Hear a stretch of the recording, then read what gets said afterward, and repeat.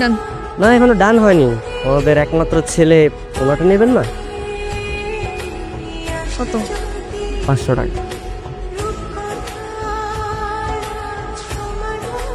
ঠিক আছে, যান।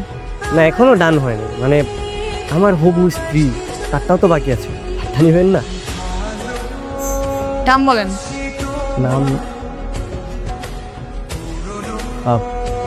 আরহিম।